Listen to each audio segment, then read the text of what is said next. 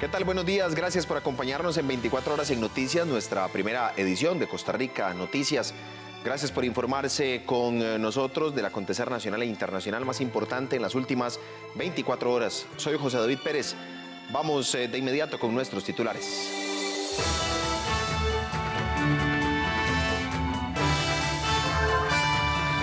Contraloría General de la República autorizó a la Caja Costarricense de Seguro Social la contratación urgente de más de 11.000 reactivos para el diagnóstico de coronavirus. Propuesta para reducir 190.000 millones de colones en el presupuesto del MEP pone en riesgo el curso lectivo 2021. Ministro de Salud Daniel Salas pidió a los diputados no efectuar recortes en el presupuesto de la entidad. El mundo superó los 40 millones de contagios por coronavirus. Iniciamos con información. Cerca de 1.400 funcionarios de salud han sido contratados para luchar contra la COVID-19 en el Hospital Calderón Guardia. El Hospital Calderón Guardia ha vivido una serie de cambios de cara a la atención de la COVID-19, al igual que sus hospitales hermanos, el Hospital México y el San Juan de Dios, ha debido reinventarse y reestructurarse para atender la emergencia nacional. Según su director Taciano Lemos, en estos 7 meses de pandemia, este centro hospitalario ha contratado cerca de 1.400 nuevos funcionarios. En promedio, un aproximado de 1.400 funcionarios para cubrir los 3 turnos en ese momento, tomando en consideración que la torre está totalmente habilitada para la atención de pacientes COVID, dejando una capacidad instalada para pacientes con COVID de aproximadamente 268 camas. El médico explica que parte de las contrataciones se deben a las incapacidades y órdenes sanitarias causadas por el contagio por coronavirus. Bien, en nuestro hospital hubo un impacto de aproximadamente 400 incapacidades, pero no es solo la incapacidad en sí, porque también tenemos las órdenes sanitarias que se giran. No significan que todos estuvieran propiamente contagiados, porque también con las órdenes sanitarias, por cercanía o por contacto, se han sido giradas por el ministerio. El médico considera que el país ha manejado bien la pandemia, lo cual se ha reflejado en la atención oportuna de cada uno de los enfermos, pero que no hay que bajar la guardia. Creo que sí hicimos bien como país, como hermanos que somos, hicimos bien. Tuvimos la conciencia, utilizamos el escudo, ¿verdad? Aprendimos con el tiempo cuál es el comportamiento de esa enfermedad. Lo que tenemos que hacer ahora es volver a levantar y poner más atención en ese escudo. O sea, no podemos debilitar ahora nuestras acciones personales de defensa, entiéndase, seguir los lineamientos del Ministerio de Salud y también de la Caja, que también emite lineamientos para la atención. Entonces, sí, se puede observar que muchos están bajando ese escudo, pero no, el momento es mantenerlo y estar atento a todos los lineamientos. A la fecha, la torre médica del Hospital Calderón Guardia tiene 550 camas, de ellas 268 son para la atención de COVID, en donde 100 son camas de cuidados intensivos o críticos. Lemos además indica que del total de camas destinadas a la atención de la pandemia, en este hospital se encuentran ocupadas el 40%. La Contraloría General de la República autorizó a la Caja la contratación urgente de más de 11.000 reactivos para el diagnóstico de coronavirus, entre ellos el que provoca la COVID-19. El monto de la compra a un oferente único es de 152,8 millones de colones, según justificó la Caja Costarricense de Seguro Social. Las compras anteriores no han sido suficientes para abastecer la entidad y atender la demanda de manera oportuna y eficiente. A mediados de septiembre, la Caja solicitó el visto bueno para adquirir 120.000 unidades del mismo reactivo y aunque este fue avalado por la Contraloría, la adjudicación se atrasó. El ente contralor dio la nueva aprobación para esta compra urgente, pero pidió a la Caja que procure una gestión más expedita en los procesos de adquisición de este tipo de suministros a fin de evitar una lesión al interés público o daños graves a las personas. Ayer, lunes 19 de octubre, se conmemoró el Día Mundial de la Lucha contra el Cáncer de Mama, una enfermedad que cobra al año la vida de más de 400 costarricenses. Expertos insisten en la necesidad de una vida saludable y el autoexamen frecuente para disminuir esa mortalidad. El cáncer se ha convertido en la segunda causa de muerte en nuestro país. En el caso de las mujeres, el cáncer de mama es el segundo en incidencia y el primero en mortalidad. Este 19 de octubre es el Día Mundial de la Lucha contra el Cáncer de Mama y al igual que cada año, el objetivo es crear conciencia a todas las mujeres de la importancia del autocuidado para un diagnóstico temprano. Se supone que toda mujer ya a sus 50 años debió haberse realizado su primer mamografía. Será en la consulta del especialista en oncología donde se determine cuál es la edad ideal para que inicie ese control. Y si en materia de prevención o detección temprana la mamografía y ultrasonido es suficiente o se debe hacer también análisis de otros tipos de herramientas, como pueden ser los análisis genéticos. Todo eso se hace en la consulta, por lo que se recomienda entonces que todas las mujeres ya a sus 50 años hayan tenido su consulta de tamizaje o de detección temprana de la enfermedad. El experto señala que una vida saludable puede lograr una menor mortalidad al padecer esta enfermedad. Se ha demostrado desde el 2016 que se puede reducir el riesgo en un 26% de aparición de cáncer si esas mujeres hacen ejercicio, idealmente 30 minutos, 5 veces a la semana, tienen una adecuada dieta, una dieta razonable, balanceada, no rica en calorías, evitar mucho las harinas en la noche y que tengan un periodo de descanso o reposo en la noche que sea igual o superior a las 8 horas. Todo este tipo de cosas en conjunto podrían en algún grupo de personas disminuir el riesgo de que el cáncer aparezca hasta en un 26%. El autocuidado enfocado desde muchísimos aspectos. Por un lado es importante que si consumimos licor o tabaco, tratar de reducirlo al máximo, aumentar la cantidad de frutas y verduras que se consumen, reducir el consumo de alimentos procesados, aumentar la actividad física y tratar de mantener un peso adecuado a lo largo de la vida. La médico especialista insiste que a pesar del autoexamen, después de cierta edad es necesario realizar mamografías. Hemos dejado de promover el autoexamen. ¿Por qué? Porque el mensaje que nosotros queríamos transmitir, que iba precisamente enfocado en el autocuidado y en la necesidad de que las personas, al encontrar algo dentro de sus mamas, sintieran la necesidad de consultar, pues se nos cambió un poco en el proceso. Y resulta que la persona se hacía su autoexamen de manera periódica, cada mes, y como no encontraba ningún hallazgo dentro de sus mamas, asumía que ya no era necesario realizarse ningún examen complementario, como por ejemplo la mamografía o acudir al médico.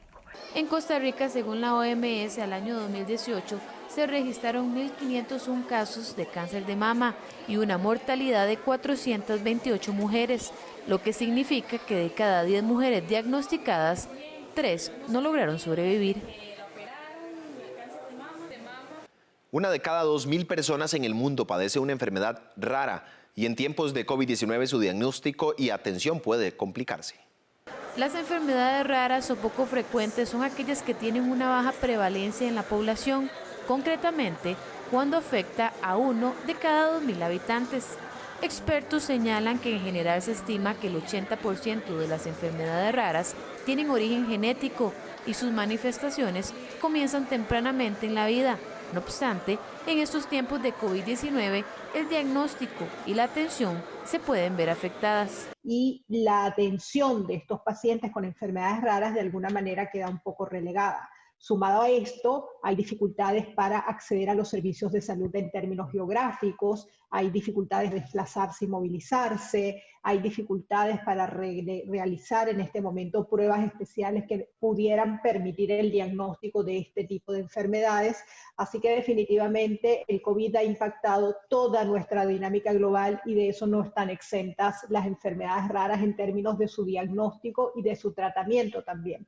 La experta desde el sector farmacéutico hizo un llamado tanto al personal médico como a la población en general a sensibilizarse para detectar y entender mejor este tipo de padecimientos. En eso estamos, en esta cruzada, como te digo, obviamente de sensibilizar a la población en general para que pueda buscar ayuda, para que asistan a los centros de salud, para que no se conformen con decir, bueno, tiene esto y no sabemos qué es y así lo dejamos, sino también educando a los médicos y sensibilizando a los médicos, creando grupos de trabajo de alta especialidad en el diagnóstico de enfermedades raras, y esto es lo que en el mediano y en el corto plazo nos va a permitir romper este paradigma de que las enfermedades raras dejen de ser invisibles, que las enfermedades raras se pongan en la palestra de los sistemas de salud, que cambie un poco la visión que hay en cuanto a la posibilidad de darle tratamiento a estos pacientes con estas enfermedades, y finalmente lo que te decía, hacer que estas personas puedan aspirar a tener una mejor calidad de vida. Estudios en el mundo señalan que más de la mitad de los pacientes afectados con enfermedades raras presentan durante su vida algún tipo de deficiencia motora, sensorial, intelectual o dolor crónico reconocible hasta en el 20% de los afectados. Además, se estima que el 30% de los pacientes con una enfermedad rara fallece antes de los 5 años.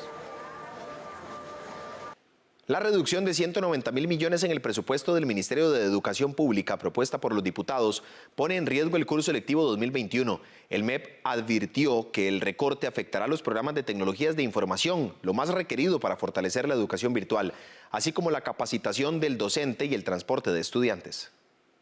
De acuerdo con el Ministerio de Educación Pública, más de 721.000 estudiantes se quedarían sin internet en 2.120 centros educativos. Esos centros están incluidos en la red educativa Bicentenario, cuyo contrato está en proceso de adjudicación. El recorte promovido por los diputados también limitará los recursos para la plataforma Saber, que tiene como objetivo integrar los sistemas de información con nuevas tecnologías para fortalecer la gestión administrativa y digitalizar la gestión educativa.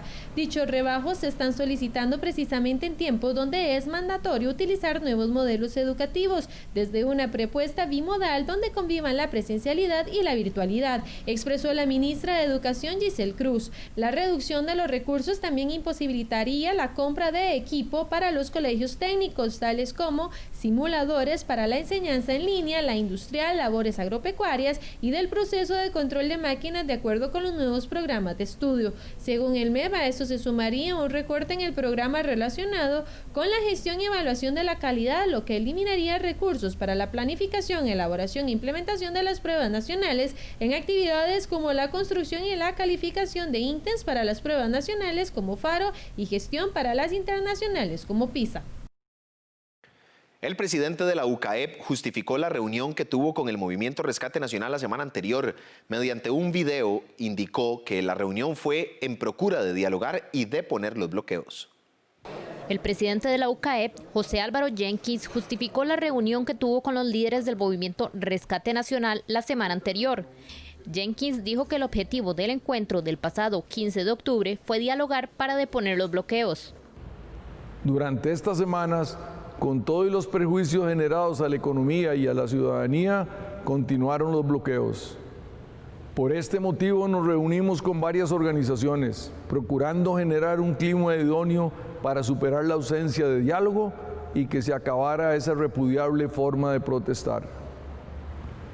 Posteriormente, y conociendo que podría desencadenarse una nueva ola de protestas, pero que había voluntad de evitarlas, participamos de un encuentro con personas de Rescate Nacional, documentada en un breve texto de 11 renglones que es de conocimiento público. El representante del sector empresarial añadió que en dicho encuentro no hubo acuerdo más allá de promover una tregua. Nunca he atentado contra la democracia ni la institucionalidad. Nunca he promovido bloqueos o violencia. Nunca he dejado de escuchar a quienes han querido conversar en busca de soluciones. Creo firmemente que el enemigo de la democracia no es la conversación, sino lo es la imposición. La UCAEP se reunió con los dirigentes del Movimiento Rescate Nacional unas horas después de que hizo público el rechazo a la invitación para sumarse al diálogo de la mesa multisectorial propuesta por el presidente de la República, Carlos Alvarado, y el presidente de la Asamblea Legislativa, Eduardo Cruikshank. El presidente de la UCAEP fue criticado por distintos diputados y otros sectores empresariales por firmar un acuerdo con dicho movimiento. Las autoridades del Registro Nacional aseguran que si los diputados rebajan el presupuesto de esta institución, los obligan a un cierre técnico. En el Registro Nacional aseguran que si recortan el presupuesto de la entidad, generarían un cierre técnico porque no podrían brindar algunos servicios como la emisión de certificaciones digitales en línea y el trámite de escrituras públicas. Además de la calificación de documentos en 8 días, según lo dicta la ley, y las consultas en línea del CIRI para quienes trabajan en topografía, detalló la directora de esta entidad. El hecho que estamos enfrentando hoy como institución pública es una afectación considerable en el manejo de nuestros recursos públicos. Nosotros hemos sido una institución descentralizada hasta la fecha, que recibimos recursos frescos de los ciudadanos y los transformamos en inversión tecnológica para seguirle dando mantenimiento y soporte a las plataformas que conforman el Registro Nacional. Nuestro objetivo principal es generar seguridad jurídica para todos los costarricenses, pues es en nuestras bases de datos donde se inscriben la titularidad de los bienes y, por supuesto, todas las situaciones que afecten a los mismos. Producto de los recortes que están siendo conocidos por la Asamblea Legislativa, por mociones presentadas por los señores diputados de la República, estaríamos teniendo una afectación considerable en algunas partidas de hasta un 70%. Herrera dijo que con estas limitaciones no garantizarían el acceso a los sistemas de cómputo y al sistema de catastro, entre otros. Se nos están afectando partidas para el pago de licencias, siendo que todos nuestros sistemas informáticos, por la naturaleza de la información que resguardamos, tienen que tener un alto contenido de seguridad y esta seguridad se paga a través de licencias. Y nos están planteando una reducción en la partida correspondiente de más de un 70%. Esto constituiría básicamente un cierre técnico. La jerarca recordó que la entidad ya había aplicado recortes en el presupuesto estipulado por el Ministerio de Hacienda. Hacemos una pausa en 24 horas en noticias, ya regresamos con más información.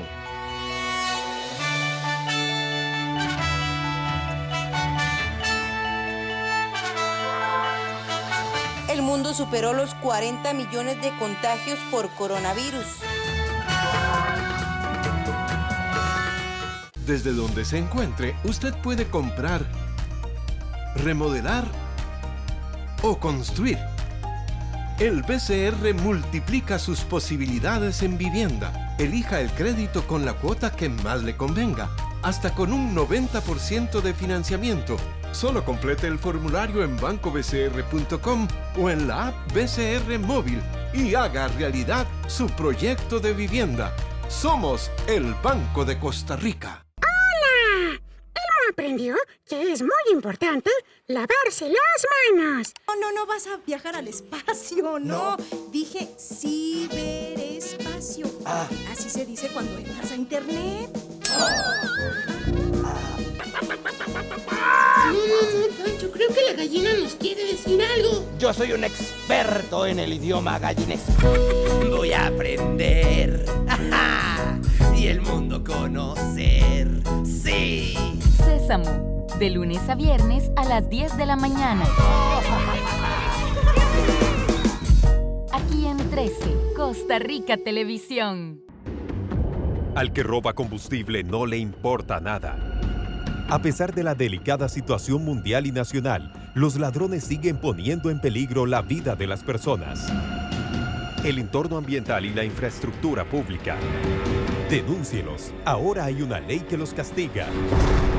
Tenemos un nuevo número para facilitar su denuncia: 1002. Su llamada es confidencial.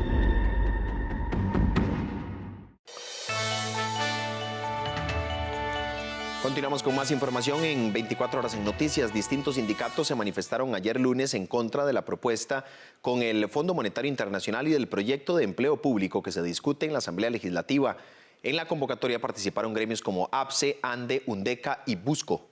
Una convocatoria paro nacional fue el llamado que hicieron distintos gremios sindicales este lunes en contra de la propuesta económica del gobierno en negociación con el Fondo Monetario Internacional. Además, en contra de algunos proyectos como el de empleo público, que se discute en la Asamblea Legislativa. La concentración principal se realizó en la estatua de León Cortés y partió a las 9 de la mañana hacia el nuevo edificio de la Asamblea Legislativa. Bueno, en esta integración del movimiento sindical y social que tenemos, en donde está integrada ANDE, está integrado el Busco, Tenemos más de 60 sindicatos que se están organizando en todas las regiones del país para movilizarse en una caravana vehicular. Ya, por ejemplo, San Carlos comenzó desde el día de ayer, en horas de la tarde, estuvieron recorriendo todas las poblaciones cercanas para anunciar y estar emitiendo los mensajes de convocatoria de esta gran manifestación del día de hoy. De acuerdo con los dirigentes, también participaron manifestantes en otros puntos del país, como en Limón, Punta Arenas o Pérez Celedón.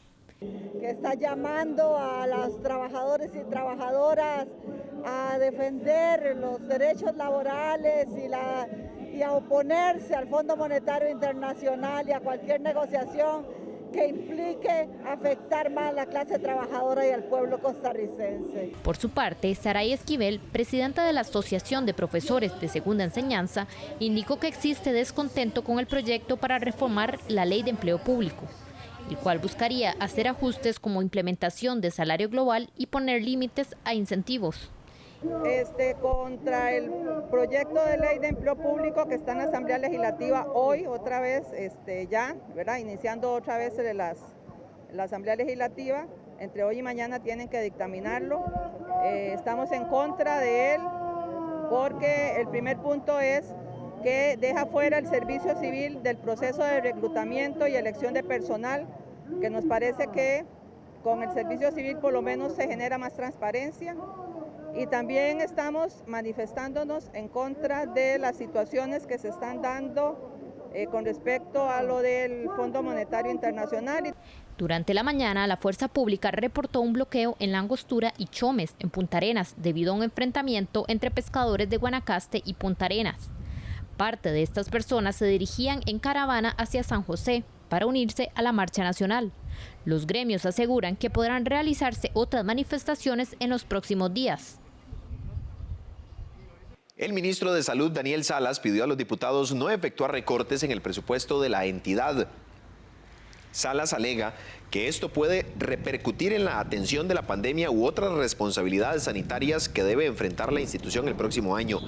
El ministro de Salud indicó que realizó un esfuerzo en contención del gasto en donde se presentó un ahorro del 10% con respecto al 2020, por lo que asegura que el presupuesto 2021 busca cubrir los gastos de operación mínimos necesarios para realizar las funciones. Los recortes que se plantean por parte de los diputados son en partidas como tiempo extraordinario, agua, electricidad, telecomunicaciones, pago de marchamos de flotilla vehicular, seguros de los vehículos, combustible, entre otras. Que la pandemia continúa y el Ministerio de Salud urge de los recursos económicos para seguir haciendo la labor de abordaje de esta pandemia.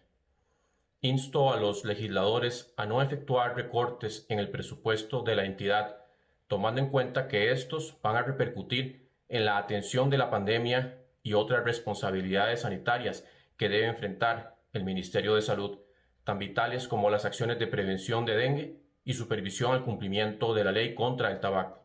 La Federación de Estudiantes de la Universidad Nacional solicita a los diputados no recortar los 190.000 millones al sistema educativo en su conjunto. Para ellos no se puede cometer el mismo error de los años 80, ya que es algo que dificultaría la recuperación post-pandemia COVID-19, en especial con las poblaciones vulnerables. La moción número 74, presentada por María Inés Solís del Partido Unidad Social Cristiana, pretende recortar al menos 52.000 millones de colones a la educación superior pública. Ante esto, la Federación de Estudiantes de la Universidad Nacional rechaza estas intenciones que afectarían las áreas más sensibles, tales como becas, sedes regionales, cupos y extensión y acción social. Investigaciones del organismo como Naciones Unidas, el Fondo Monetario Internacional, la Organización para la Cooperación y el Desarrollo Económico y el Estado de la Educación señalan a la educación pública como un elemento imprescindible para reducir las desigualdades y la pobreza y así sentar las bases para un futuro post-COVID más inclusivo, democrático y con más oportunidades, especialmente para las poblaciones más vulnerables. En Pérez Celedón continúan los trabajos de limpieza del material que cae en la carretera interamericana. En el CONAVI instaron a los conductores a poner atención a la señalización y a acatar las disposiciones de los expertos. En la ruta nacional número 2, o sea, la carretera interamericana, el CONAVI continúa con las limpiezas permanentes en varios tramos debido a la caída de material. Este lunes, por ejemplo, trabajaron en el kilómetro 105 entre la S y San Isidro del General. y también en el tramo ubicado entre las juntas de Pacuar y Río Convento. Se trabaja también limpiando activos en el tramo entre la S y San Isidro del General y el ubicado entre las juntas de Pacuar y Río Convento. En estos tramos ubicados en Pérez Celedón, las labores incluyen la chapia, remoción de maleza y limpieza de cunetas, para garantizar un mejor funcionamiento y vida útil de estos activos viales. Estas labores se realizan en horario diurno. Castillo dijo que de las 6 de la mañana a las 5 de la tarde, los trabajadores se dedican a chapear, remueven material, limpian cunetas y más, por lo que instan a los conductores a estar alertas con la señalización y a reducir la velocidad. La inversión de esta obra es de 23,5 millones de colones. Al cierre de edición en Costa Rica Noticias nos informaron que el carril se mantenía habilitado, por lo que permanecía abierta la vía.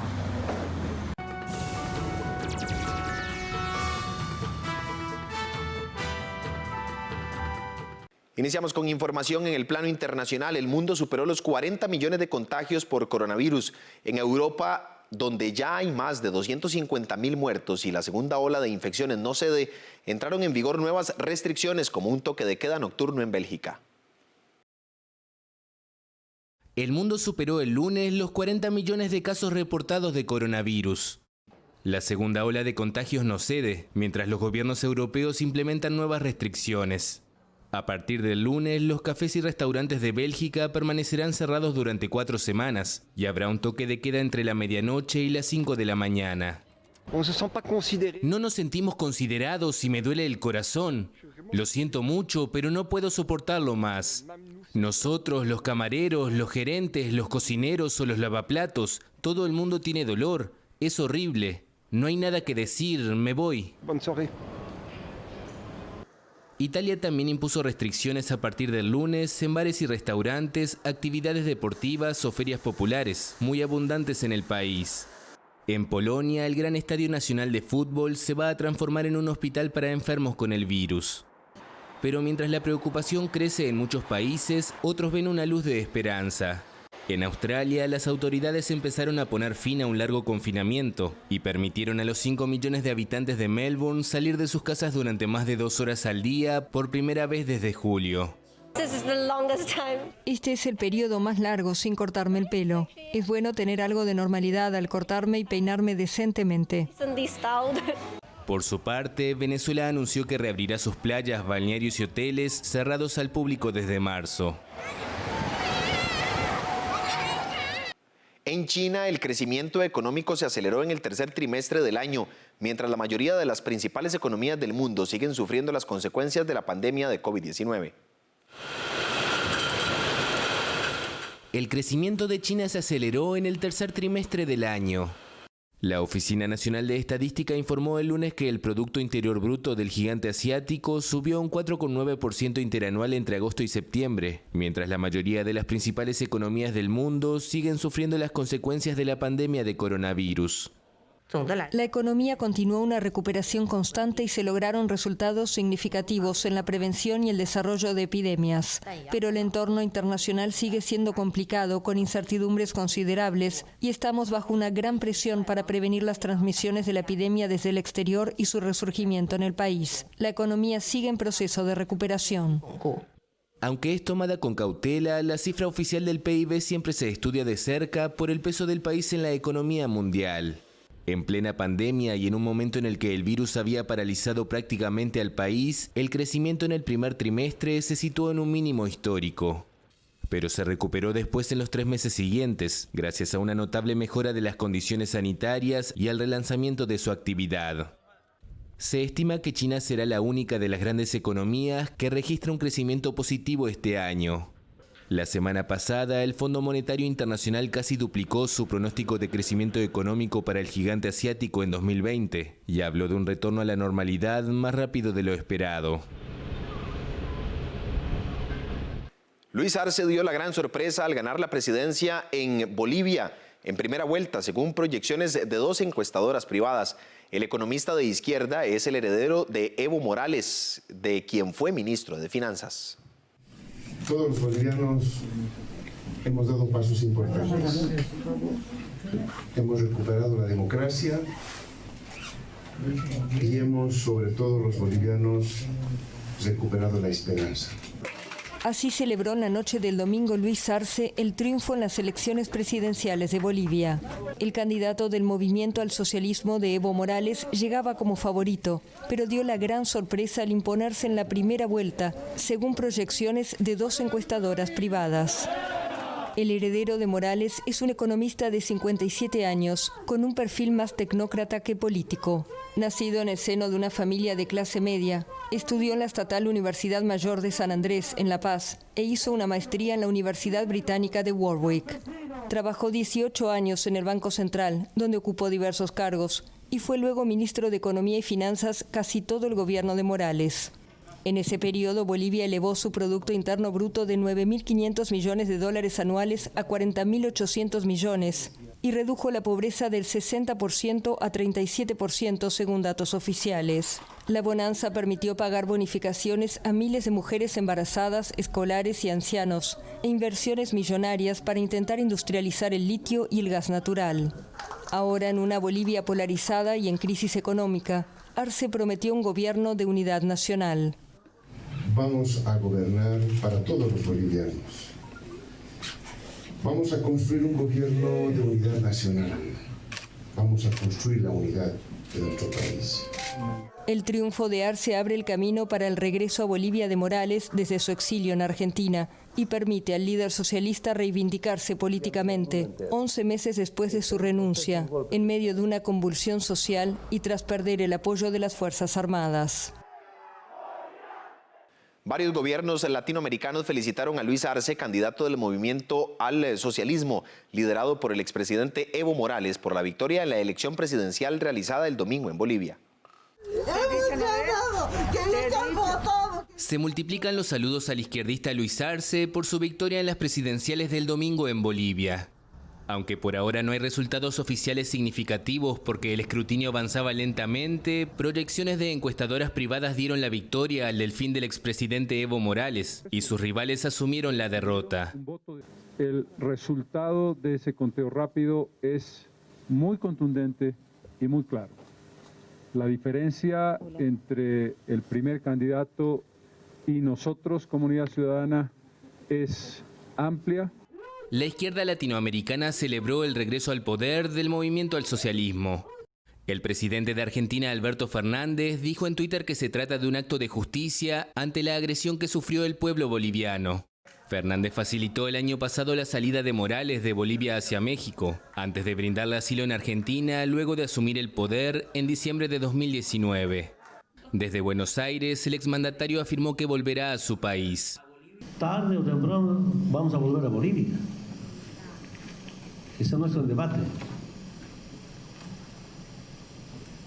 Y si hay tantos procesos, son parte de una guerra sucia, tantas mentiras. Y no es la primera vez. Entonces, cuestión de tiempo. La vicepresidenta Cristina Kirchner también mostró su alegría y dijo que Arce y David Choquehuanca junto a Evo construyeron en Bolivia un gran triunfo popular. Por su parte, el gobierno de México destacó la elección del pueblo boliviano en defensa de su autodeterminación y su democracia y calificó a Arce como entrañable compañero y amigo del país. También celebró el mandatario venezolano Nicolás Maduro, quien afirmó que el pueblo boliviano unido y consciente derrotó con votos al golpe de Estado que le dieron a Morales. Mientras tanto, el presidente de Cuba, Miguel Díaz-Canel, dijo que la izquierda ha recuperado en las urnas el poder que le fue usurpado por la oligarquía con la complicidad de la OEA y la Guía Imperial, y consideró que con este triunfo renace el ideal bolivariano. La policía detuvo a 580 personas durante la jornada de movilizaciones en Chile, convocadas para conmemorar el primer año de inicio de las protestas sociales, que incluyó una multitudinaria manifestación empañada por el violento ataque de encapuchados a 2 iglesias que quedaron destruidas por el fuego. 2 iglesias chilenas fueron destruidas por el fuego el domingo, tras ser atacadas por encapuchados luego de una masiva manifestación que conmemoraba el primer año del inicio de las protestas sociales en Chile. La policía informó el lunes que detuvo a 580 personas durante la jornada de movilizaciones, en la que se registraron además saqueos, barricadas y ataques a cuarteles policiales, con un centenar de incidentes graves a nivel nacional. Las imágenes de los templos en llamas recordaron los incidentes que se produjeron un año antes, el 18 de octubre de 2019, cuando tras un llamado a manifestarse por parte de estudiantes, una decena de estaciones del metro resultaron incendiadas, al igual que varios edificios. También hubo entonces ataques a comercios y saqueos. Precisamente el domingo se conmemoraba un año de esa primera movilización y los chilenos fueron nuevamente convocados a la Plaza Italia de Santiago. Según el gobierno, durante la tarde se llegaron a reunir 30.000 personas en la plaza, en la convocatoria más masiva de 2020. Esa manifestación se desarrolló mayoritariamente de forma pacífica, pero al avanzar la tarde, barras bravas comenzaron los hechos de violencia en los alrededores de la plaza, a unos 350 metros de la manifestación principal. La concentración tuvo lugar una semana antes del plebiscito que consultará a los chilenos si cambian o no la constitución heredada de la dictadura de Augusto Pinochet. Unos 7.000 indígenas colombianos llegaron a Bogotá para exigir un encuentro con el presidente Iván Duque, protestar contra la violencia en sus territorios y sumarse a un nuevo paro nacional convocado para el 21 de octubre. Miles de indígenas colombianos llegaron el domingo en caravanas a Bogotá para protestar contra la violencia en sus territorios. Denuncian una arremetida de guerrillas y otros grupos financiados por el narcotráfico en sus territorios y reclaman un encuentro con el presidente Iván Duque. Hemos llegado con victoria hoy a la ciudad de Bogotá. Ha sido con victoria que hemos entrado por las calles de la ciudad de Bogotá. Y por eso, compañeros, ánimo, fuerza, que esto apenas comienza. El gobierno colombiano señaló que no hay posibilidad por ahora de una reunión con el presidente y ofreció en cambio un encuentro con una delegación del gobierno y el defensor del pueblo. Pero los indígenas rechazaron la propuesta. Y por eso hemos dicho que este asunto no es de ministros, este asunto es directamente con el presidente de la República. Los indígenas se instalaron en un complejo deportivo adecuado con carpas y con las medidas de bioseguridad necesarias para evitar el contagio de COVID-19, según indicó la alcaldía de Bogotá. Planean realizar varias manifestaciones en la semana, incluida su participación el miércoles en el llamado Paro Nacional en contra del gobierno de Duque. La Organización Nacional Indígena de Colombia, que agrupa a los pueblos originarios del país, ha denunciado al menos 167 asesinatos de sus integrantes desde que Duque llegó al poder el 7 de agosto de 2018. Mujeres cortan fresas en una cordillera de Comasagua, en el centro de El Salvador, en un esfuerzo colectivo por diversificar los deprimidos monocultivos de café, maíz y frijol. El cultivo de fresas le cambió la vida a estas mujeres. En una cordillera de Comasagua, en el centro de El Salvador, estas recolectoras trabajan para diversificar los tradicionales cultivos de café, maíz y frijol. Me beneficia bastante pues porque yo trabajo aquí y entonces y como las cosechas no han servido de café, ¿verdad? Pero en esto sí lo está favoreciendo bastante. Es bueno esto, no lo falta el trabajito. Agricultores locales han encontrado en la fresa una alternativa ante la crisis del café por las plagas y los bajos precios. Además, la recolección de estas frutas permite mantener el empleo de manera constante en la zona. El trabajo solo era para los hombres de las tierras, ¿verdad? Y hoy no, los involucramos bastante nosotros también. Y no es difícil hacer esto y es bonito, ¿verdad? Y nos beneficia bastante ingreso. Tienen muchas ventajas, por lo menos la temperatura corporal de las manos no es igual que la de un hombre. En café nosotros las hemos ocupado esas habilidades, por ejemplo para sembrar, para hacer injertos, siendo que la mano es menos caliente y tienen una motricidad fina más hábil. En el sector sur de Comasagua, otras mujeres practican la agricultura orgánica. La Asociación Cooperativa de Producción Agropecuaria Canasta Campesina, que recibe el apoyo financiero del Socorro Popular francés y otros cooperantes, Aglutina a 107 productores, de los cuales 70 son mujeres, y el resto son jóvenes que fueron capacitados para elaborar abonos, insecticidas y repelentes orgánicos. Hacemos una nueva pausa comercial en 24 horas en Noticias. Recuerde que puede seguirnos en Facebook como Costa Rica Noticias y en Twitter como @CINARNoticias. Ya volvemos.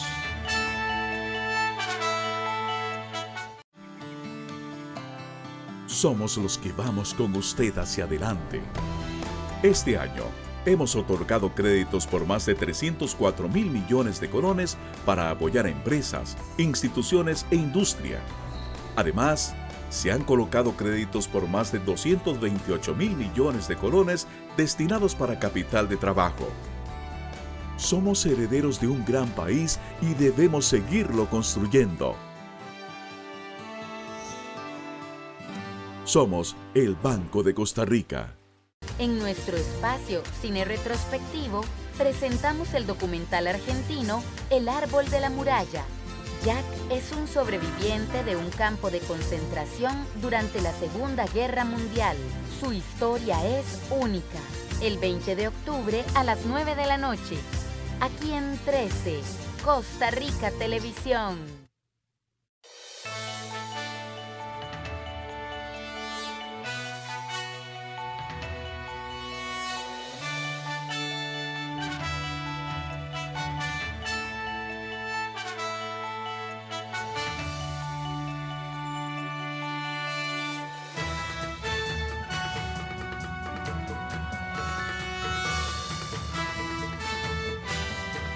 ¿Qué tal? Buenos días, gracias por acompañarnos en 24 horas en Noticias, nuestra primera edición de Costa Rica Noticias.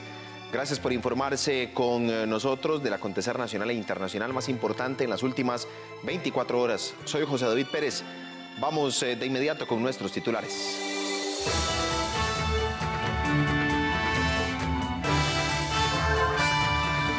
Contraloría General de la República autorizó a la Caja Costarricense de Seguro Social la contratación urgente de más de 11.000 reactivos para el diagnóstico de coronavirus. Propuesta para reducir 190.000 millones de colones en el presupuesto del MEP pone en riesgo el curso lectivo 2021. Ministro de Salud Daniel Salas pidió a los diputados no efectuar recortes en el presupuesto de la entidad. El mundo superó los 40 millones de contagios por coronavirus. Iniciamos con información. Cerca de 1.400 funcionarios de salud han sido contratados para luchar contra la COVID-19 en el Hospital Calderón Guardia. El Hospital Calderón Guardia ha vivido una serie de cambios de cara a la atención de la COVID-19. Al igual que sus hospitales hermanos, el Hospital México y el San Juan de Dios, ha debido reinventarse y reestructurarse para atender la emergencia nacional. Según su director Taciano Lemos, en estos 7 meses de pandemia, este centro hospitalario ha contratado cerca de 1.400 nuevos funcionarios. En promedio, un aproximado de 1.400 funcionarios para cubrir los 3 turnos en ese momento, tomando en consideración que la torre está totalmente habilitada para la atención de pacientes COVID, dejando una capacidad instalada para pacientes con COVID de aproximadamente 268 camas. El médico explica que parte de las contrataciones se deben a las incapacidades y órdenes sanitarias causadas por el contagio por coronavirus. Bien, en nuestro hospital hubo un impacto de aproximadamente 400 incapacidades, pero no es solo la incapacidad en sí, porque también tenemos las órdenes sanitarias que se giran. No significan que todos estuvieran propiamente contagiados, porque también con las órdenes sanitarias, por cercanía o por contacto, se han sido giradas por el ministerio. El médico considera que el país ha manejado bien la pandemia, lo cual se ha reflejado en la atención oportuna de cada uno de los enfermos, pero que no hay que bajar la guardia. Creo que sí hicimos bien como país, como hermanos que somos, hicimos bien. Tuvimos la conciencia, utilizamos el escudo, ¿verdad? Aprendimos con el tiempo cuál es el comportamiento de esa enfermedad. Lo que tenemos que hacer ahora es volver a levantar y poner más atención en ese escudo. O sea, no podemos debilitar ahora nuestras acciones personales de defensa, entiéndase, seguir los lineamientos del Ministerio de Salud y también de la Caja, que también emite lineamientos para la atención. Entonces, sí, se puede observar que muchos están bajando ese escudo, pero no, el momento es mantenerlo y estar atento a todos los lineamientos. A la fecha, la torre médica del Hospital Calderón Guardia tiene 550 camas. De ellas, 268 son para la atención de COVID, en donde 100 son camas de cuidados intensivos o críticos. Lemos además indica que del total de camas destinadas a la atención de la pandemia, en este hospital se encuentran ocupadas el 40%. La Contraloría General de la República autorizó a la Caja la contratación urgente de más de 11.000 reactivos para el diagnóstico de coronavirus, entre ellos el que provoca la COVID-19. El monto de la compra a un oferente único es de 152,8 millones de colones, según justificó la Caja Costarricense de Seguro Social. Las compras anteriores no han sido suficientes para abastecer la entidad y atender la demanda de manera oportuna y eficiente. A mediados de septiembre, la Caja solicitó el visto bueno para adquirir 120.000 unidades del mismo reactivo y aunque este fue avalado por la Contraloría, la adjudicación se atrasó.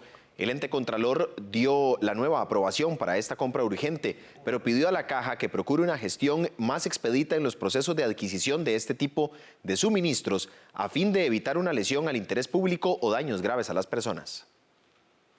Ayer, lunes 19 de octubre, se conmemoró el Día Mundial de la Lucha contra el Cáncer de Mama, una enfermedad que cobra al año la vida de más de 400 costarricenses. Expertos insisten en la necesidad de una vida saludable y el autoexamen frecuente para disminuir esa mortalidad. El cáncer se ha convertido en la segunda causa de muerte en nuestro país. En el caso de las mujeres, el cáncer de mama es el segundo en incidencia y el primero en mortalidad. Este 19 de octubre es el Día Mundial de la Lucha contra el Cáncer de Mama y al igual que cada año, el objetivo es crear conciencia a todas las mujeres de la importancia del autocuidado para un diagnóstico temprano. Se supone que toda mujer ya a sus 50 años debió haberse realizado su primer mamografía. Será en la consulta del especialista en oncología donde se determine cuál es la edad ideal para que inicie ese control. Y si en materia de prevención o detección temprana la mamografía y ultrasonido es suficiente o se debe hacer también análisis de otros tipos de herramientas, como pueden ser los análisis genéticos. Todo eso se hace en la consulta, por lo que se recomienda entonces que todas las mujeres ya a sus 50 años hayan tenido su consulta de tamizaje o de detección temprana de la enfermedad. El experto señala que una vida saludable puede lograr una menor mortalidad al padecer esta enfermedad.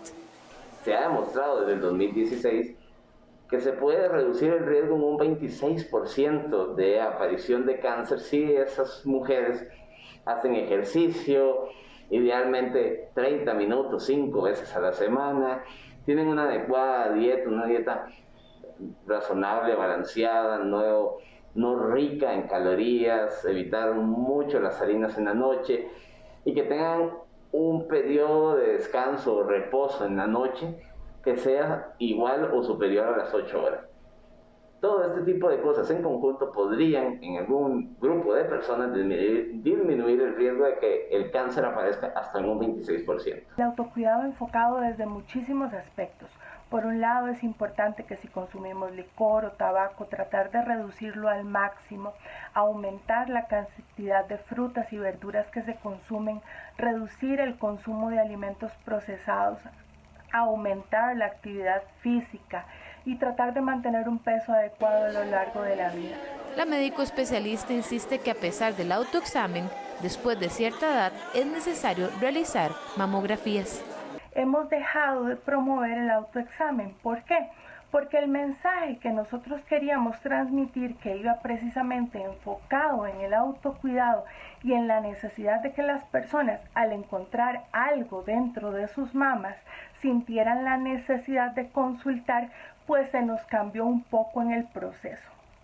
Y resulta que la persona se hacía su autoexamen de manera periódica, cada mes, y como no encontraba ningún hallazgo dentro de sus mamas, asumía que ya no era necesario realizarse ningún examen complementario, como por ejemplo la mamografía o acudir al médico.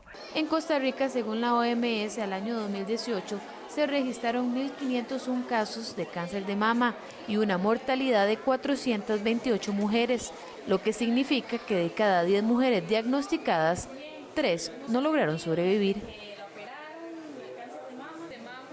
Una de cada 2.000 personas en el mundo padece una enfermedad rara y en tiempos de COVID-19 su diagnóstico y atención puede complicarse.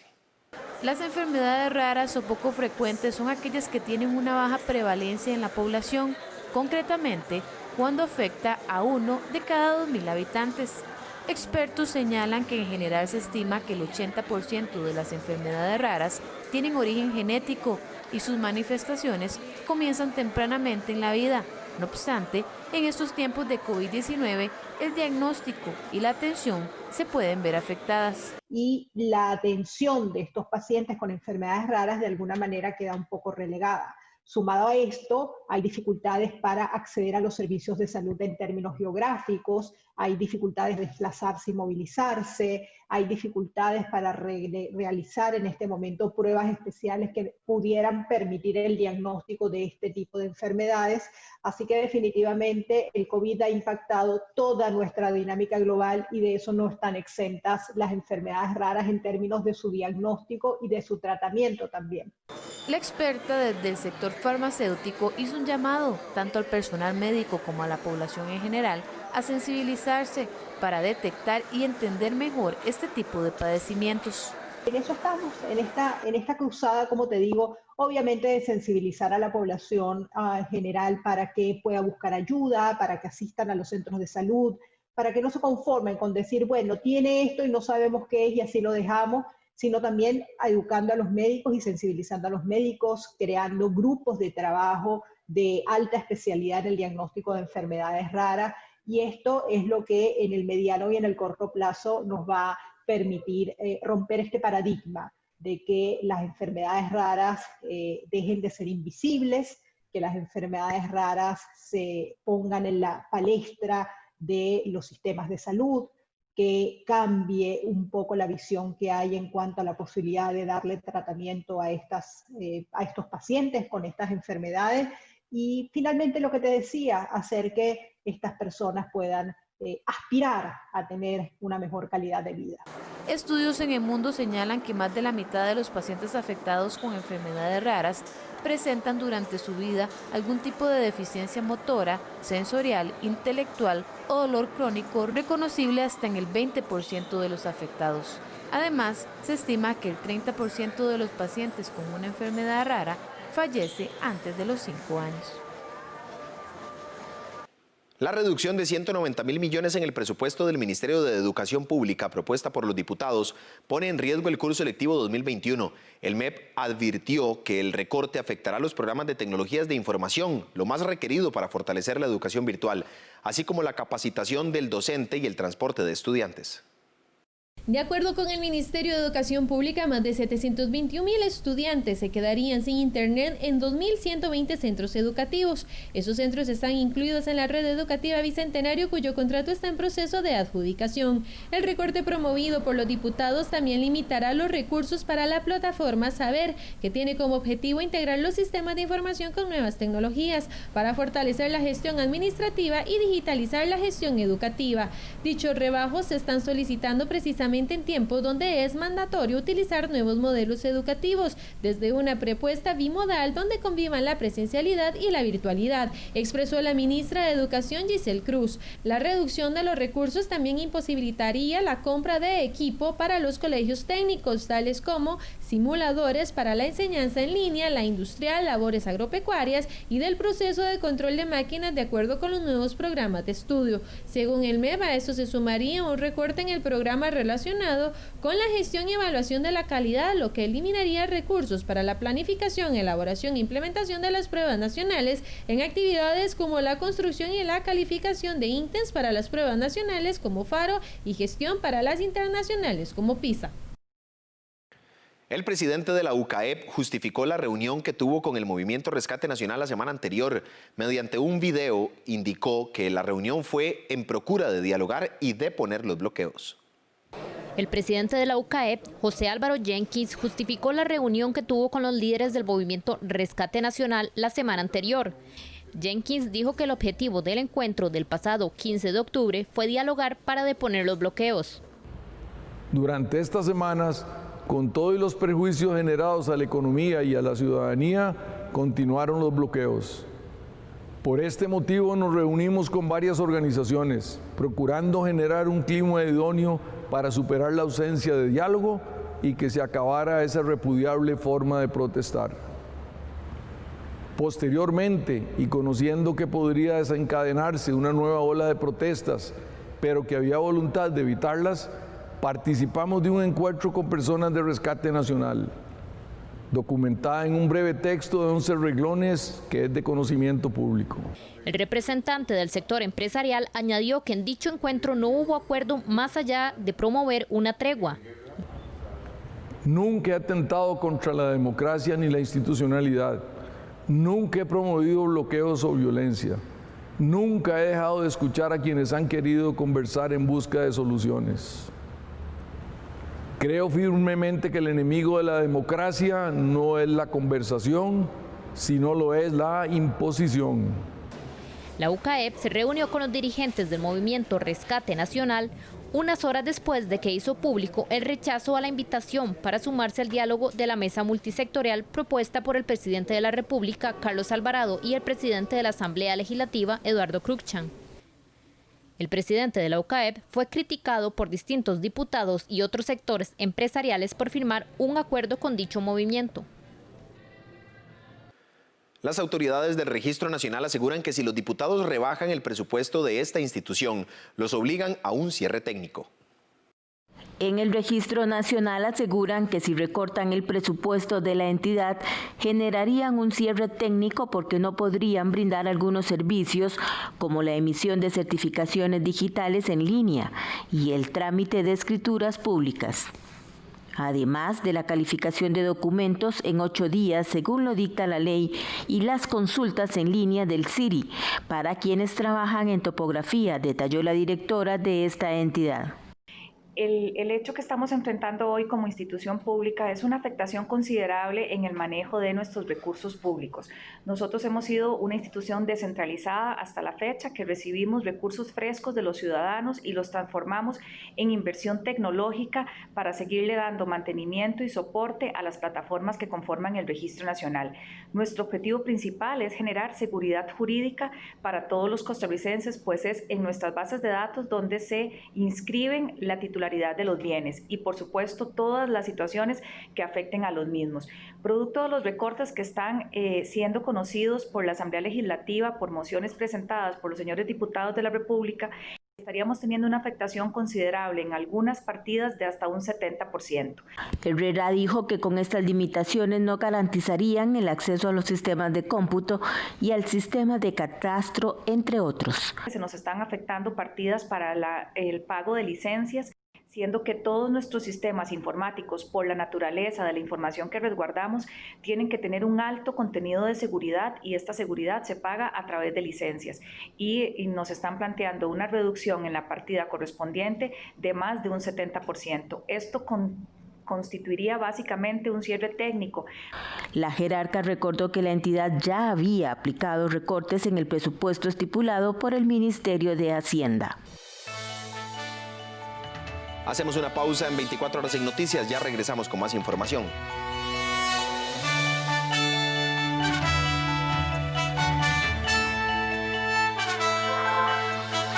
El mundo superó los 40 millones de contagios por coronavirus.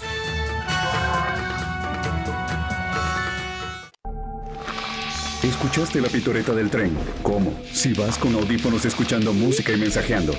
El tren pesa 180,000 kilos y vos solo 72. ¿Sabías que el tren puede viajar hasta 50 kilómetros por hora? Y a 25 necesitaría mínimo 50 metros para frenar de emergencia. Ser atropellado por el tren equivale a que una vagoneta de 11,000 kilos te caiga de 15 metros de altura. No exponga su vida en las vías. No se le meta al tren. Hola, ¿qué tal? Mi nombre es Adrián Naranjo y soy parte del equipo de producción de 13 Costa Rica Televisión. A diario nos llegan mensajes de apoyo, informaciones de iniciativas gubernamentales, empresariales que buscan adaptarse y sobrevivir. Historias innovadoras y esperanzadoras de personas que luchan por encontrar soluciones en estos tiempos de cambios. Y son precisamente esos esfuerzos los que vamos a compartir acá, en este programa Soluciones del 13. Los esperamos entonces todos los días justo después de la conferencia de prensa del Ministerio de Salud, aquí en 13 Costa Rica Televisión y 101.5 Costa Rica Radio. Continuamos con más información en 24 horas en noticias. Distintos sindicatos se manifestaron ayer lunes en contra de la propuesta con el Fondo Monetario Internacional y del proyecto de empleo público que se discute en la Asamblea Legislativa. En la convocatoria participaron gremios como APSE, ANDE, UNDECA y Busco. Una convocatoria paro nacional fue el llamado que hicieron distintos gremios sindicales este lunes en contra de la propuesta económica del gobierno en negociación con el Fondo Monetario Internacional. Además, en contra de algunos proyectos como el de empleo público, que se discute en la Asamblea Legislativa.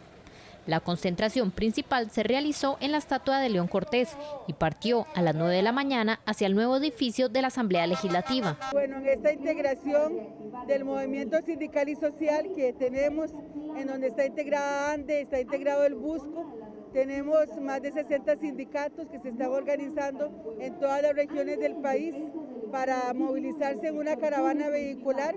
Ya, por ejemplo, San Carlos comenzó desde el día de ayer, en horas de la tarde, estuvieron recorriendo todas las poblaciones cercanas para anunciar y estar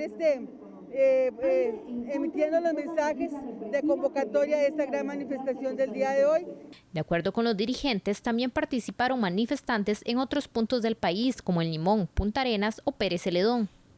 Que está llamando a los trabajadores y trabajadoras a defender los derechos laborales y a oponerse al Fondo Monetario Internacional y a cualquier negociación que implique afectar más a la clase trabajadora y al pueblo costarricense. Por su parte, Saray Esquivel, presidenta de la Asociación de Profesores de Segunda Enseñanza, indicó que existe descontento con el proyecto para reformar la Ley de Empleo Público, el cual buscaría hacer ajustes como implementación de salario global y poner límites a incentivos. Contra el proyecto de ley de empleo público que está en la Asamblea Legislativa hoy, otra vez, iniciando otra vez la Asamblea Legislativa, entre hoy y mañana tienen que dictaminarlo. Estamos en contra de él porque el primer punto es que deja fuera el servicio civil del proceso de reclutamiento y elección de personal, que nos parece que con el servicio civil por lo menos se genera más transparencia. Y también estamos manifestándonos en contra de las situaciones que se están dando con respecto a lo del Fondo Monetario Internacional. Durante la mañana, la Fuerza Pública reportó un bloqueo en La Angostura y Chomes, en Punta Arenas, debido a un enfrentamiento entre pescadores de Guanacaste y Punta Arenas. Parte de estas personas se dirigían en caravana hacia San José para unirse a la marcha nacional. Los gremios aseguran que podrán realizarse otras manifestaciones en los próximos días. El ministro de Salud, Daniel Salas, pidió a los diputados no efectuar recortes en el presupuesto de la entidad. Salas alega que esto puede repercutir en la atención de la pandemia u otras responsabilidades sanitarias que debe enfrentar la institución el próximo año. El ministro de Salud indicó que realizó un esfuerzo en contención del gasto en donde se presentó un ahorro del 10% con respecto al 2020, por lo que asegura que el presupuesto 2021 busca cubrir los gastos de operación mínimos necesarios para realizar las funciones. Los recortes que se plantean por parte de los diputados son en partidas como tiempo extraordinario, agua, electricidad, telecomunicaciones, pago de marchamos de flotilla vehicular, seguros de los vehículos, combustible, entre otras. Que la pandemia continúa y el Ministerio de Salud urge de los recursos económicos para seguir haciendo la labor de abordaje de esta pandemia. Insto a los legisladores a no efectuar recortes en el presupuesto de la entidad, tomando en cuenta que estos van a repercutir en la atención de la pandemia y otras responsabilidades sanitarias que debe enfrentar el Ministerio de Salud, tan vitales como las acciones de prevención de dengue y supervisión al cumplimiento de la ley contra el tabaco. La Federación de Estudiantes de la Universidad Nacional solicita a los diputados no recortar los 190.000 millones al sistema educativo en su conjunto. Para ellos no se puede cometer el mismo error de los años 80, ya que es algo que dificultaría la recuperación post-pandemia COVID-19, en especial con las poblaciones vulnerables. La moción número 74, presentada por María Inés Solís del Partido Unidad Social Cristiana, pretende recortar al menos 52.000 millones de colones a la educación superior pública. Ante esto, la Federación de Estudiantes de la Universidad Nacional rechaza estas intenciones que afectarían las áreas más sensibles, tales como becas, sedes regionales, cupos y extensión y acción social. Investigaciones del organismo como Naciones Unidas, el Fondo Monetario Internacional, la Organización para la Cooperación y el Desarrollo Económico y el Estado de la Educación señalan a la educación pública como un elemento imprescindible para reducir las desigualdades y la pobreza y así sentar las bases para un futuro post-COVID más inclusivo, democrático y con más oportunidades, especialmente para las poblaciones más vulnerables. En Pérez Celedón continúan los trabajos de limpieza del material que cae en la carretera interamericana. En el CONAVI instaron a los conductores a poner atención a la señalización y acatar las disposiciones de los expertos. En la Ruta Nacional número 2, o sea, la carretera interamericana, el CONAVI continúa con las limpiezas permanentes en varios tramos debido a la caída de material. Este lunes, por ejemplo, trabajaron en el kilómetro 105 entre la S y San Isidro del General y también en el tramo ubicado entre las juntas de Pacuar y Río Convento. Se trabaja también limpiando activos en el tramo entre la S y San Isidro del General y el ubicado entre las juntas de Pacuar y Río Convento. En estos tramos ubicados en Pérez Celedón, las labores incluyen la chapia, remoción de maleza y limpieza de cunetas, para garantizar un mejor funcionamiento y vida útil de estos activos viales. Estas labores se realizan en horario diurno. Castillo dijo que de las 6 de la mañana a las 5 de la tarde, los trabajadores se dedican a chapear, remueven material, limpian cunetas y más, por lo que instan a los conductores a estar alertas con la señalización y a reducir la velocidad. La inversión de esta obra es de 23,5 millones de colones. Al cierre de edición en Costa Rica Noticias nos informaron que el carril se mantenía habilitado, por lo que permanecía abierta la vía.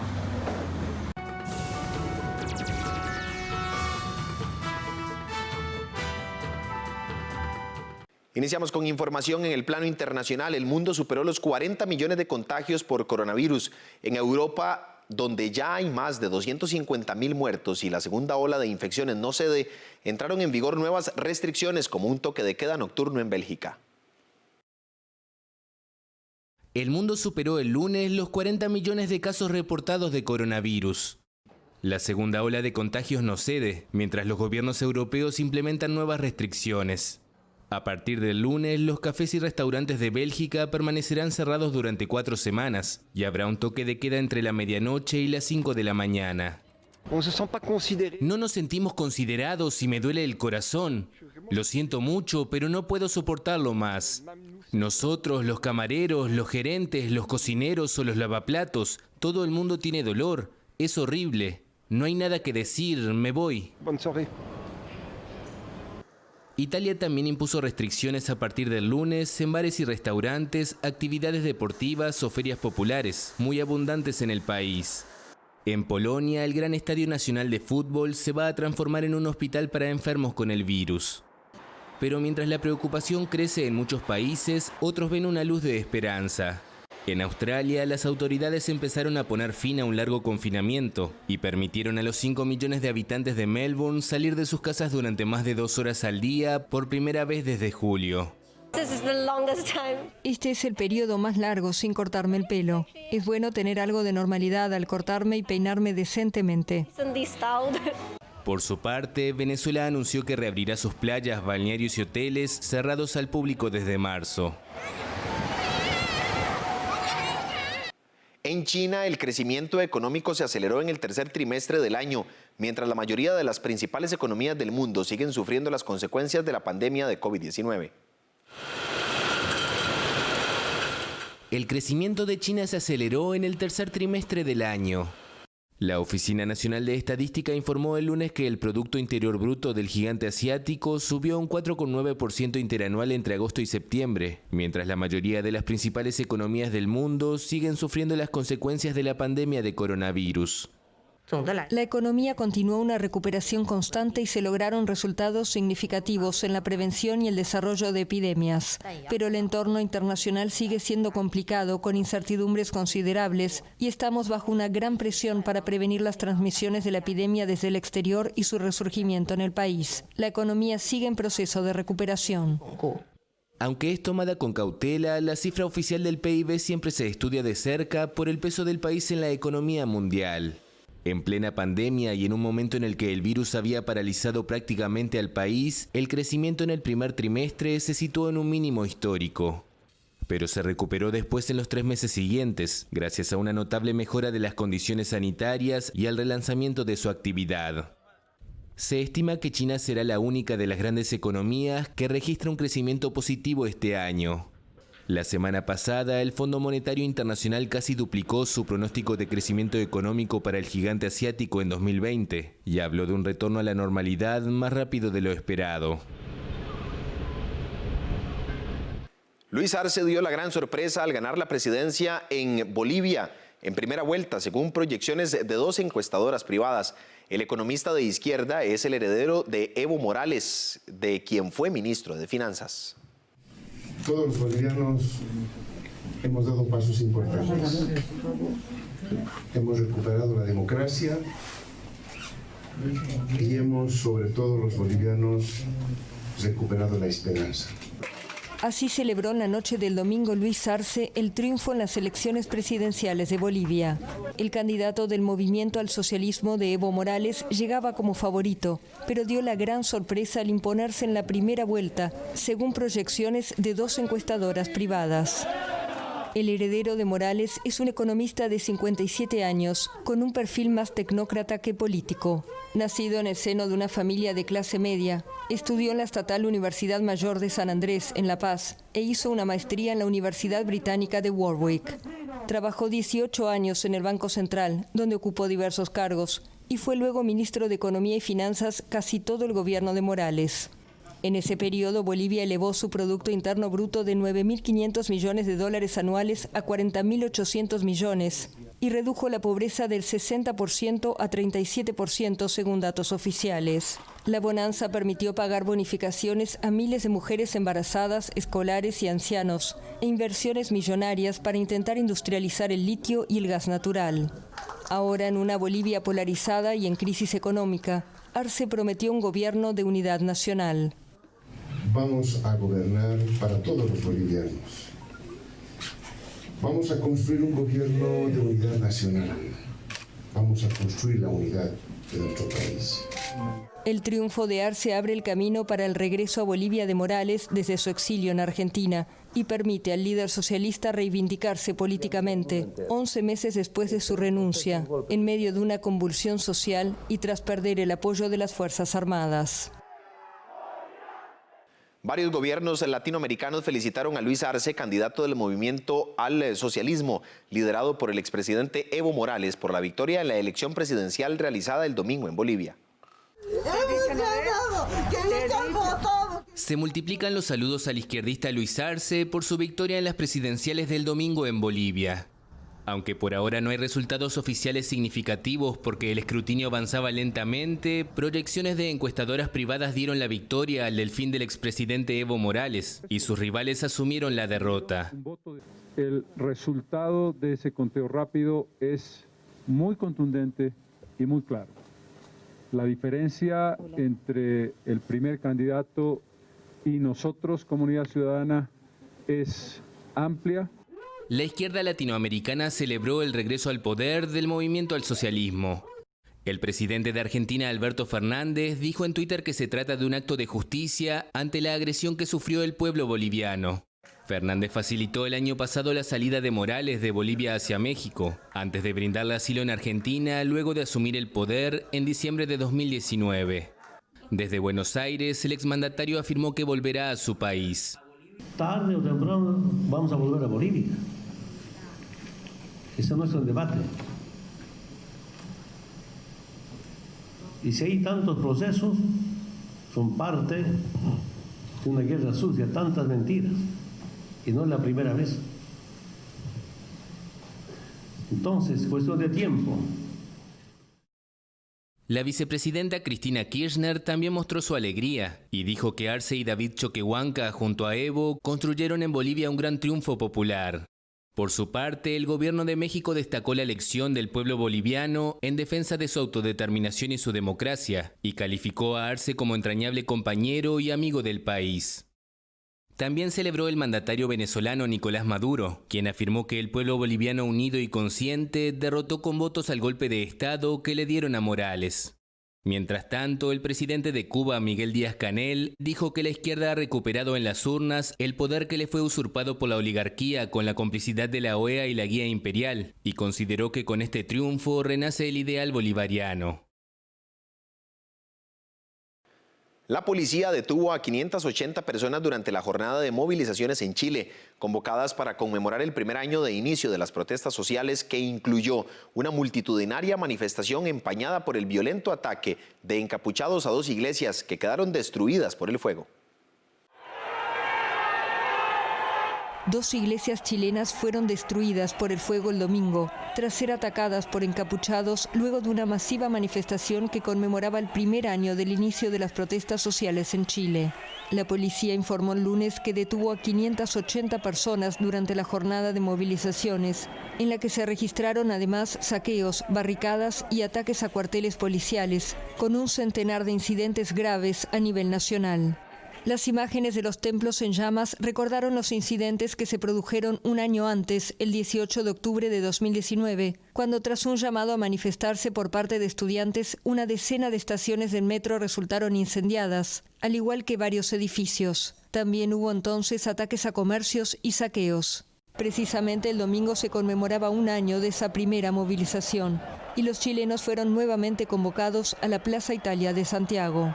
Según el gobierno, durante la tarde se llegaron a reunir 30.000 personas en la plaza, en la convocatoria más masiva de 2020. Esa manifestación se desarrolló mayoritariamente de forma pacífica, pero al avanzar la tarde, barras bravas comenzaron los hechos de violencia en los alrededores de la plaza, a unos 350 metros de la manifestación principal. La concentración tuvo lugar una semana antes del plebiscito que consultará a los chilenos si cambian o no la constitución heredada de la dictadura de Augusto Pinochet. Unos 7.000 indígenas colombianos llegaron a Bogotá para exigir un encuentro con el presidente Iván Duque, protestar contra la violencia en sus territorios y sumarse a un nuevo paro nacional convocado para el 21 de octubre. Miles de indígenas colombianos llegaron el domingo en caravanas a Bogotá para protestar contra la violencia en sus territorios. Denuncian una arremetida de guerrillas y otros grupos financiados por el narcotráfico en sus territorios y reclaman un encuentro con el presidente Iván Duque. Hemos llegado con victoria hoy a la ciudad de Bogotá. Ha sido con victoria que hemos entrado por las calles de la ciudad de Bogotá. Y por eso, compañeros, ánimo, fuerza, que esto apenas comienza. El gobierno colombiano señaló que no hay posibilidad por ahora de una reunión con el presidente y ofreció, en cambio, un encuentro con una delegación del gobierno y el defensor del pueblo. Pero los indígenas rechazaron la propuesta. Y por eso hemos dicho que este asunto no es de ministros, este asunto es directamente con el presidente de la República. Los indígenas se instalaron en un complejo deportivo adecuado con carpas y con las medidas de bioseguridad necesarias para evitar el contagio de COVID-19, según indicó la alcaldía de Bogotá. Planean realizar varias manifestaciones en la semana, incluida su participación el miércoles en el llamado Paro Nacional en contra del gobierno de Duque. La Organización Nacional Indígena de Colombia, que agrupa a los pueblos originarios del país, ha denunciado al menos 167 asesinatos de sus integrantes desde que Duque llegó al poder el 7 de agosto de 2018. Mujeres cortan fresas en una cordillera de Comasagua, en el centro de El Salvador, en un esfuerzo colectivo por diversificar los deprimidos monocultivos de café, maíz y frijol. El cultivo de fresas le cambió la vida a estas mujeres. En una cordillera de Comasagua, en el centro de El Salvador, estas recolectoras trabajan para diversificar los tradicionales cultivos de café, maíz y frijol. Me beneficia bastante, pues, porque yo trabajo aquí. Y entonces, y como las cosechas no han servido de café, ¿verdad? Pero en esto sí lo está favoreciendo bastante. Es bueno esto, no lo falta el trabajito. Agricultores locales han encontrado en la fresa una alternativa ante la crisis del café por las plagas y los bajos precios. Además, la recolección de estas frutas permite mantener el empleo de manera constante en la zona. El trabajo solo era para los hombres de las tierras, ¿verdad? Y hoy no, los involucramos bastante nosotros también. Y no es difícil hacer esto y es bonito, ¿verdad? Y nos beneficia bastante ingreso. Tienen muchas ventajas, por lo menos la temperatura corporal de las manos no es igual que la de un hombre. En café nosotros las hemos ocupado esas habilidades, por ejemplo, para sembrar, para hacer injertos, siendo que la mano es menos caliente y tienen una motricidad fina más hábil. En el sector sur de Comasagua, otras mujeres practican la agricultura orgánica. La Asociación Cooperativa de Producción Agropecuaria Canasta Campesina, que recibe el apoyo financiero del Socorro Popular francés y otros cooperantes, aglutina a 107 productores, de los cuales 70 son mujeres, y el resto son jóvenes que fueron capacitados para elaborar abonos, insecticidas y repelentes orgánicos. Hasta aquí la información en 24 horas en Noticias. Gracias por habernos acompañado. Lo esperamos a las 12 mediodía con mucho más en nuestra edición al mediodía. Sígase informando en nuestros medios digitales y recuerde nuestra página web costarricamedios.cr. Feliz mañana. Que la pasen bien.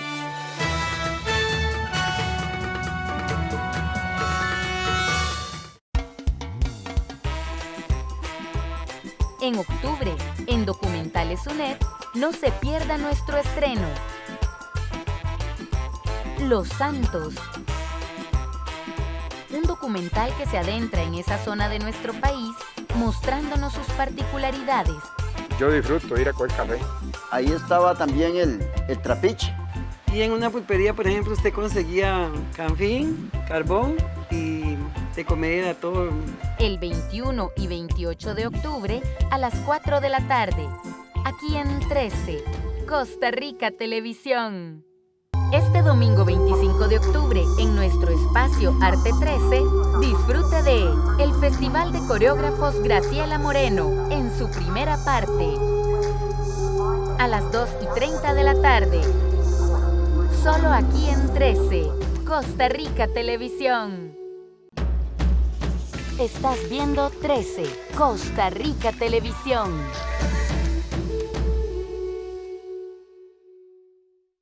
¿Cómo elijo una carrera en la U?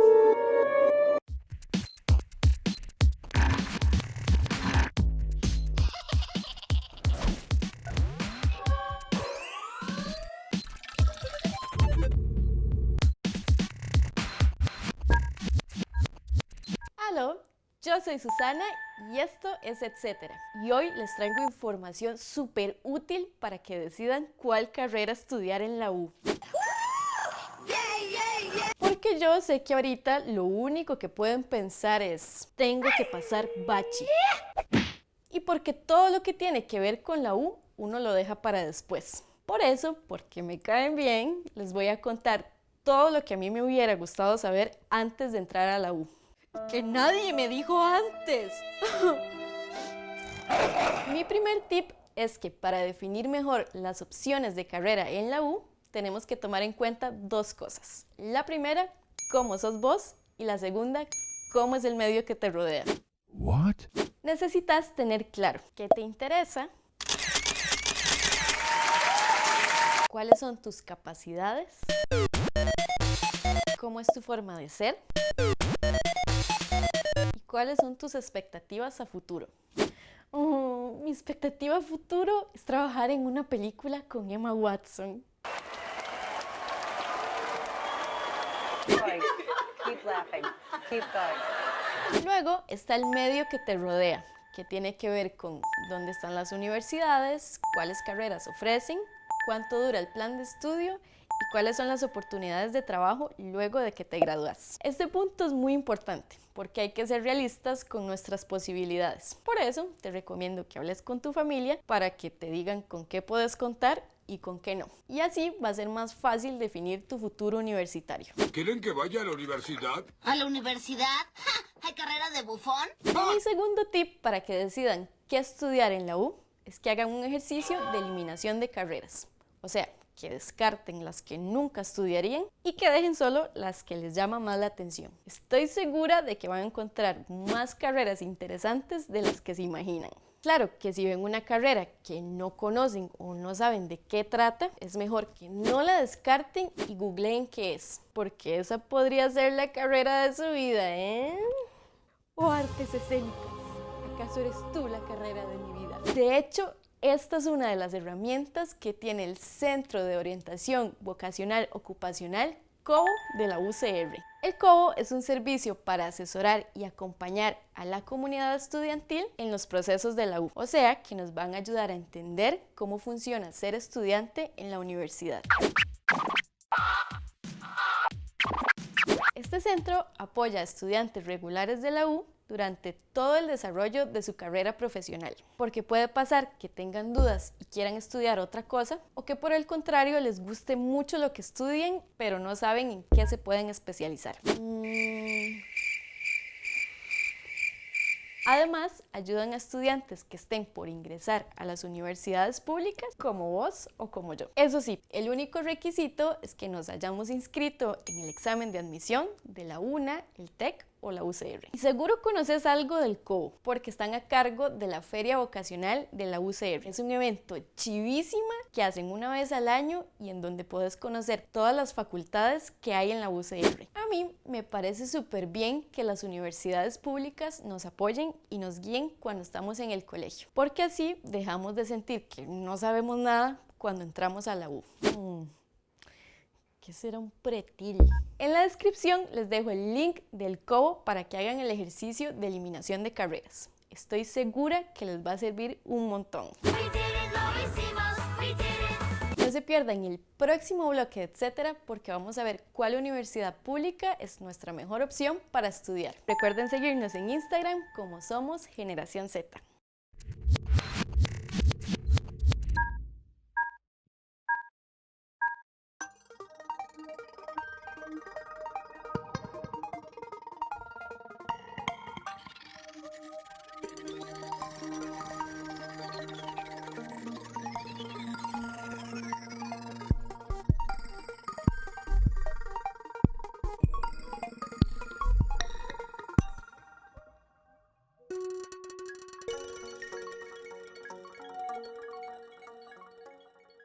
El proceso de admisión ordinaria el estudiante lo puede hacer a través de la página o en forma presencial.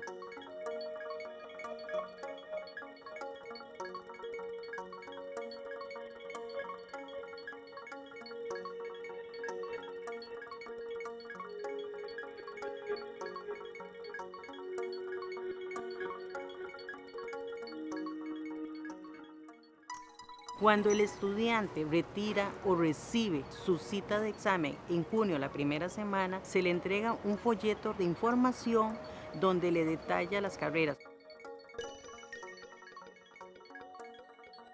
El examen a la prueba de actitud académica es en forma presencial. El promedio de admisión está en la página. Todos los postulantes inscritos pueden solicitar beca.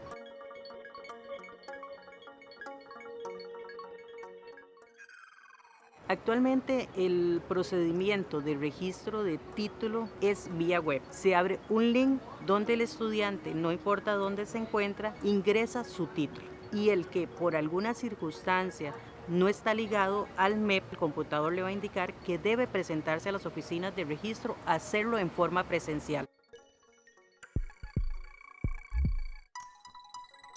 Los grupos de interés institucional y convenios es